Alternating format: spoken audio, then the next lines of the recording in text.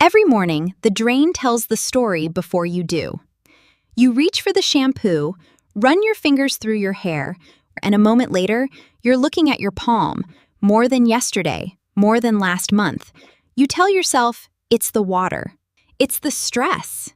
It's just getting older. Then you catch yourself in a certain light, the bathroom mirror, a shop window, a photo someone took without warning, and you see it. The part is wider, the temples are different. The volume that used to be there simply isn't. You've tried the thickening shampoos, the biotin supplements, the scalp serums that cost more than a decent dinner. Maybe you've been stirring collagen powder into your morning coffee because something online said to. You've changed pillowcases. You've stopped heat styling. You've done everything the articles told you to do, and your hair keeps thinning. Here is what no one has told you yet. What you're watching in that drain every morning is not hair loss. It is a signal. A signal that something specific, something identifiable and correctable is happening inside your body, and the location of the problem is almost certainly not your scalp. In the overwhelming majority of people over 60 who experience progressive hair thinning, the root cause, and I mean the actual biological root, lives in the gut. Not genetics, not age, not the shampoo you've been using for 30 years. The gut. And the single most effective, lowest cost intervention for this specific mechanism costs less than $2 a week. And has been sitting in the refrigerated section of your grocery store your entire life. Let me describe the experience more precisely. Because the details matter. Hair thinning after 60 rarely announces itself all at once. It arrives gradually. You notice it first in the shower, then in the brush, then in the part. The strands themselves often change, finer, more fragile, breaking rather than falling cleanly from the root. Regrowth slows.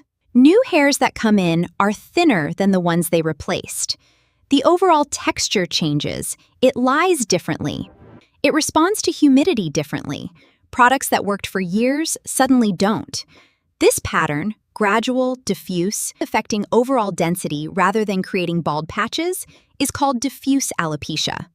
It is the most common pattern of hair thinning. Most people with this pattern have been told one of three things.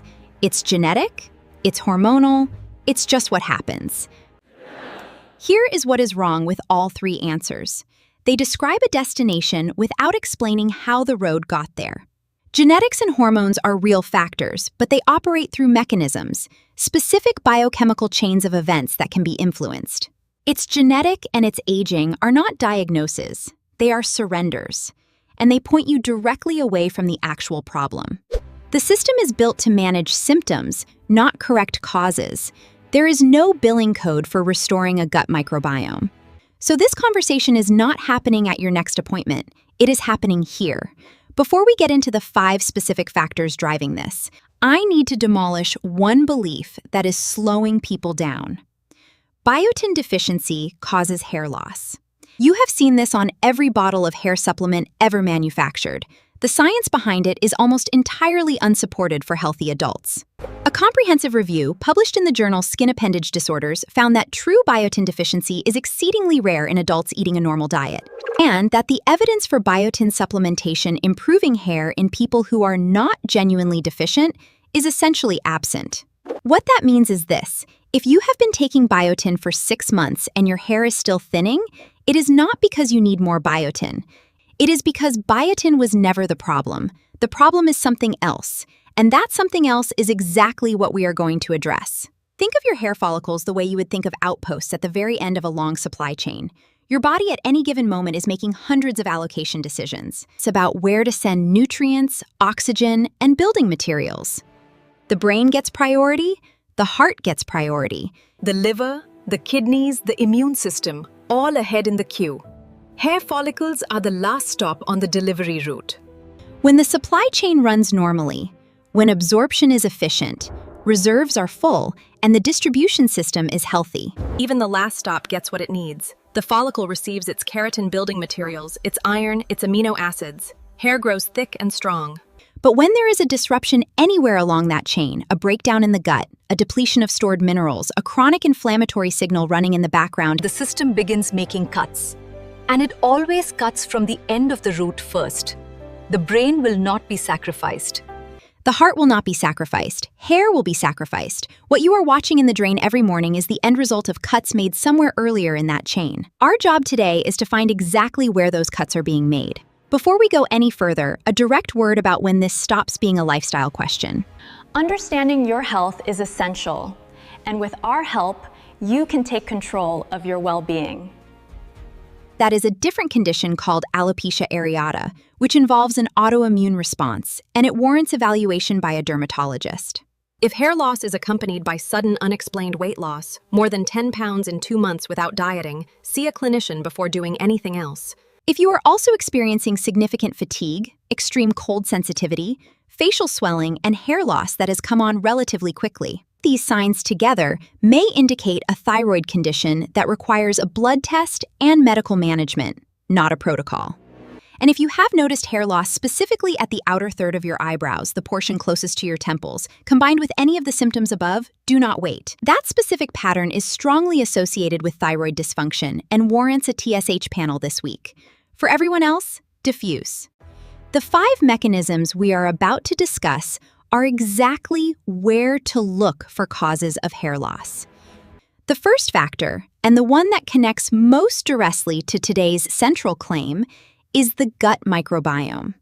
Your gut is not simply a tube that food passes through. It is an ecosystem, a community of approximately 38 trillion microorganisms. Welcome back. Today, we're diving deep into the fascinating world of cellular replication and exploring the intricate pathways of biological processes. They calibrate immune responses throughout the entire body. They regulate inflammation from the inside.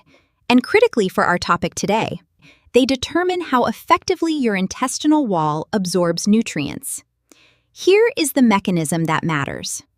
When your microbiome is healthy, when beneficial bacteria are numerous and diverse, they maintain the lining of your small intestine as a tight, selective barrier. Nutrients cross into the bloodstream in their correct, usable form. Iron is absorbed, zinc is absorbed, the B12 and the raw materials for keratin, the protein that constitutes roughly 95% of your hair shaft, arrive at the follicle in forms the cell can actually use. When beneficial bacteria decline due to antibiotic use, a diet low in fiber, chronic stress, or simply the natural the intestinal barrier becomes permeable. The technical term is increased intestinal permeability. Through the weakened wall, bacterial fragments and other substances enter the bloodstream. The immune system responds with low-grade chronic inflammation. No fever, no specific pain, nothing dramatic enough to send you to a doctor, just a background threat signal running constantly. That chronic inflammatory state does 2 things to your hair. First, it disrupts the hair growth cycle. Each follicle moves through 3 phases: growth, transition, and rest. Chronic inflammation extends the rest phase and shortens the growth phase. Fewer follicles are actively producing hair at any given moment. Second, that same inflammatory signal, the gut is inflamed, so it absorbs less. The follicle receives less of what it needs, creating a deficiency spiral. The inflammatory signal intensifies. Absorption worsens further. This is the loop that biotin cannot break. Because biotin was never part of building the loop. The intervention that does work is restoring the microbiome. And the most effective, most accessible, lowest cost tool for doing that is plain kefir. Not flavored yogurt, not probiotic gummies.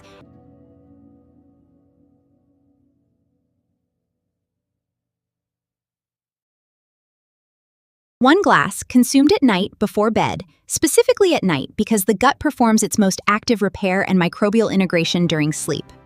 The bacteria from the kefir colonize more effectively when you are horizontal and resting. 1 glass every night, under $2 a week at any grocery store. This is the cheap drink, and it is not a supplement. It is food that restores a system that should never have been depleted. Plain kefir, the simplest variety available, with a shelf life of 7 days or fewer. The shorter the shelf life, the higher the concentration of live bacterial cultures. It is not hemoglobin that matters for hair. It is ferritin. Hemoglobin is the protein in red blood cells that carries oxygen. When it drops significantly, you develop anemia, fatigue, pallor, the classic symptoms. Doctors test for it routinely. Ferritin is something different. Ferritin is the body's iron storage protein. It represents the reserve iron held for non-emergency use. Hair follicle function is a non-emergency use. When ferritin levels fall below approximately 40 to 70 nanograms per milliliter, The range hair follicles require for normal function, the body begins diverting stored iron away from hair production and toward more essential functions. Rate. Standard blood panels often only flag ferritin below 12 or 15, which is the threshold for clinical anemia. Your hair Ask for a ferritin level specifically, not just iron, not just hemoglobin, ferritin. If the number comes back below 50 and your hair is thinning, Food-based ferritin support, beef liver, 1 portion, twice a week, provides the most bioavailable iron available in any food. Pair it with a vitamin C source at the same meal, a squeeze of lemon on the meat, or a small portion of red bell pepper alongside. the third factor is thyroid function, but not the kind most standard panels will catch.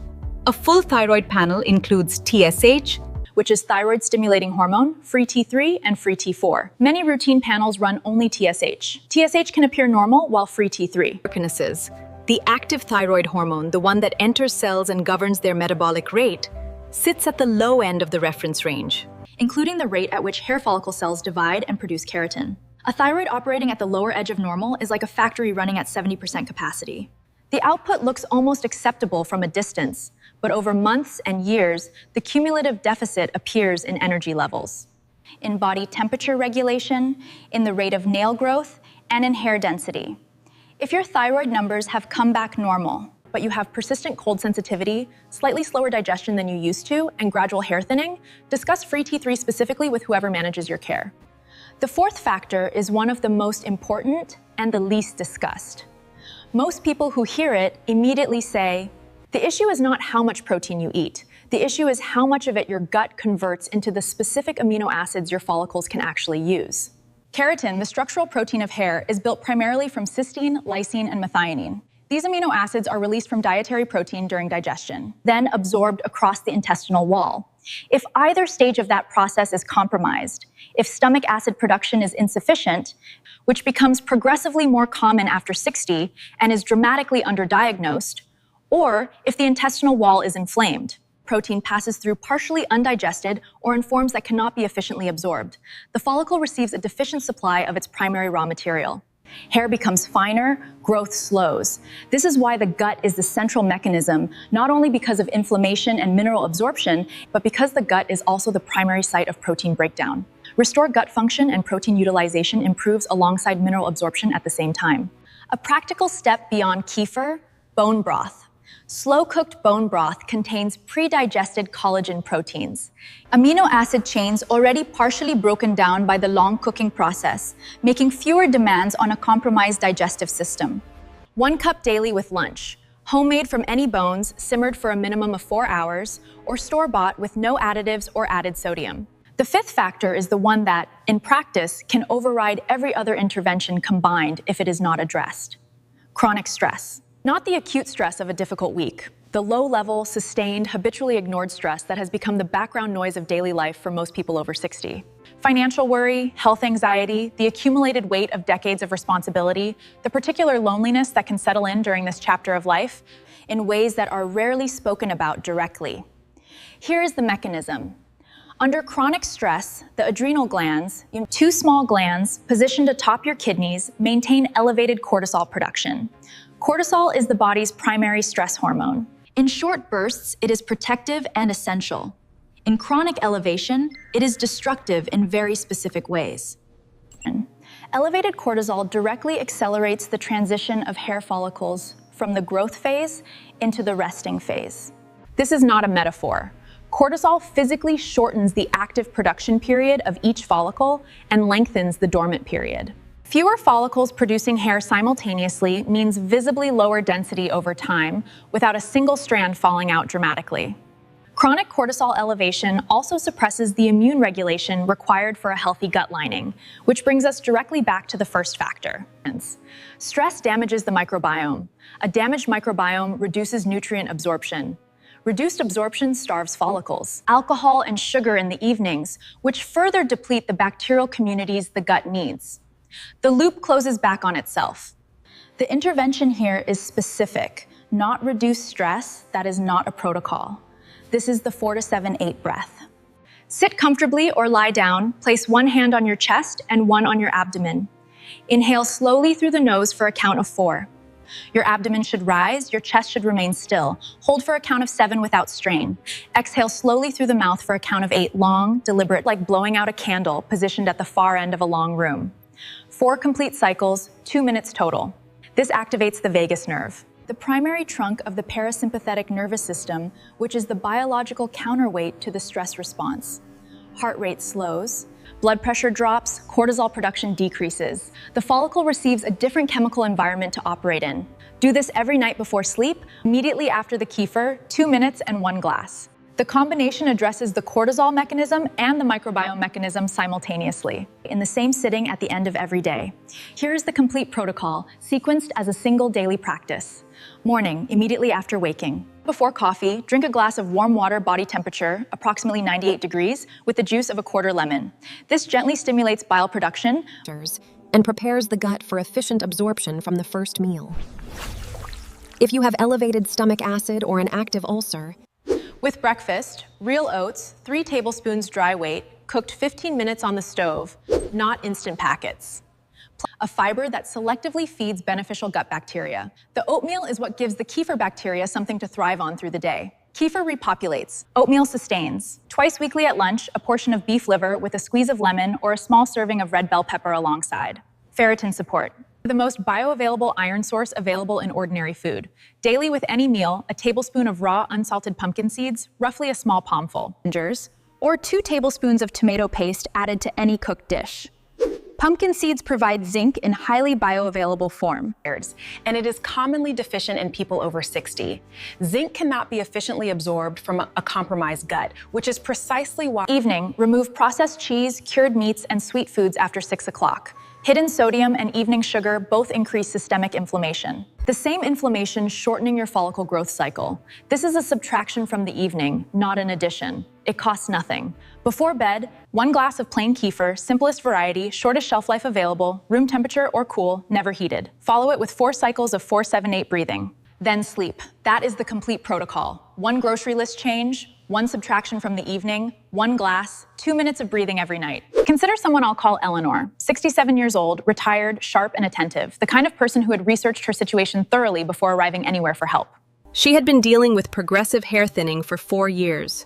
She had tried 3 different biotin supplements, 1 at prescription strength. She had a full blood panel done twice. Hemoglobin, normal. TSH, within range. Iron, acceptable. She was advised to accept that this was hormonal and age-related. What was never ordered was a ferritin level, and no one had ever asked about her gut. When she described her broader picture, bloating after most meals, 2 courses of antibiotics in the previous 18 months for recurring urinary infections. Significant sleep disruption from low-level chronic worry, and a diet that had quietly shifted toward convenience foods because cooking for one had begun to feel like too much effort. The picture was clear. Her gut ecosystem had been compromised twice by antibiotics and never rebuilt. Her absorption... her ferritin, when finally tested, came back at 22, well below the functional threshold for healthy follicle activity. But the standard blood work had found nothing wrong because it had been measuring the wrong number. She began the protocol, plain kefir every night. Oatmeal every morning, liver twice a week, pumpkin seeds daily, the evening dietary changes, 4 cycles of breathing before sleep. And in the first month, the change appeared in the shower, not hair growing back, but less hair coming out. The rate of loss decreased. The story begins not with a bang, but with a whisper, echoing through the halls of history, reminding us that every detail matters. Not identical to 10 years earlier, but photographically, visibly different from where she had started. Eleanor did not change her genetics. Significant sleep disruption from low-level chronic worry, and a diet that had quietly shifted toward convenience foods because cooking for one had begun to feel like too much effort. First, run the pads of your fingers from the front hairline slowly along the crown toward the back of your head. Apply light pressure. Then move to the back of your head, the lower occipital area, and do the same. Blood supply to the back of the scalp is typically the most robust. If the crown strands feel noticeably finer or more sparse than the strands at the back, you are detecting a circulation and Second, at your next routine appointment, request that ferritin be added specifically to your blood panel. Not iron, not hemoglobin, ferritin by name as a separate line item. If the number comes back below 50 and your hair is thinning, you have a clear, addressable target. One question before we close. How old are you? Write it in the comments. The mechanisms we have covered today accelerate measurably after 60. Gut microbiome diversity declines. Ferritin reserves drop faster, thyroid sensitivity decreases, and cortisol regulation becomes progressively less efficient. Your age, written in the comments, shapes this channel directly. Thin hair after 60 is not an aesthetic problem. It is a signal from a supply chain that has been disrupted at a specific point, usually the gut, usually compounded by depleted ferritin. Impaired protein absorption, a thyroid running quietly below optimal, and cortisol that has never had a real off switch. The other steps build on it. This is not complicated, it is not expensive, it requires only understanding where the problem actually lives. And the consistency to address it at the source.